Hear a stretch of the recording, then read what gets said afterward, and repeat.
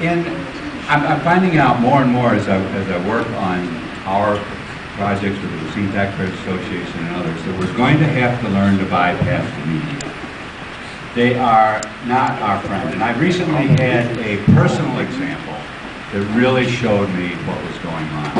And it came up with KRM Commuter Rail. I was listening to Tom Cargo's news program, you know, it comes on every hour and a half hour on the hour at WRJN.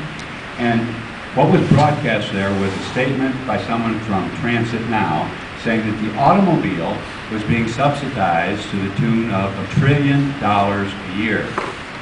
And I knew darn well that was a lie.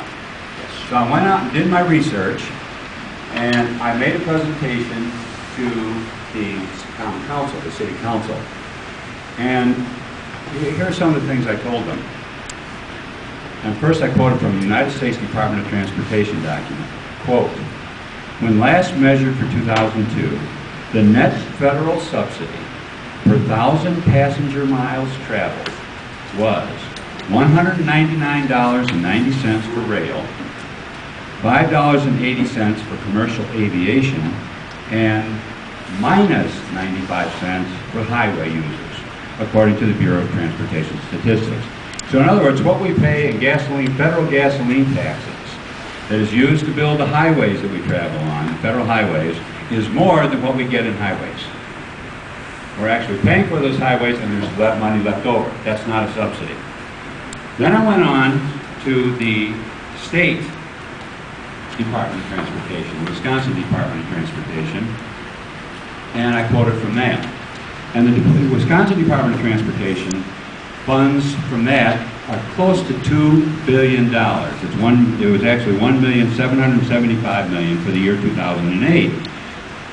And of course, the money that goes in there comes again from our state gasoline taxes, our registration fees, and other miscellaneous fees.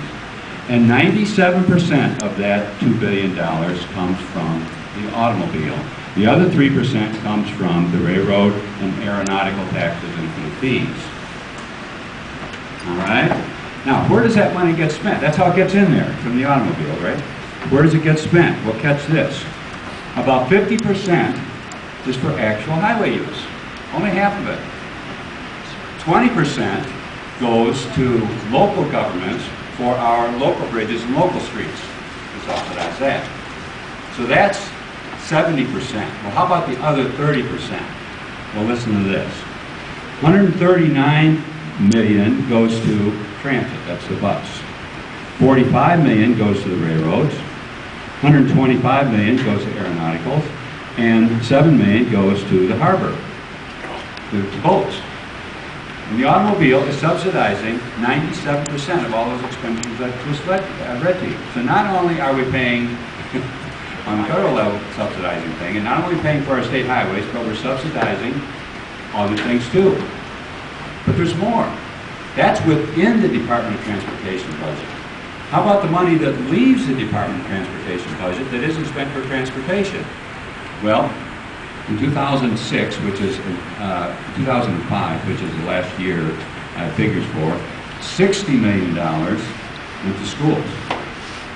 And another $230 million went to shared revenue, which means it's going back to our local governments into their general funds.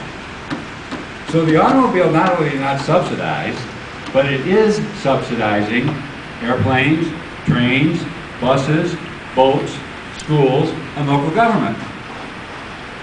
I read all of this to the Common Council.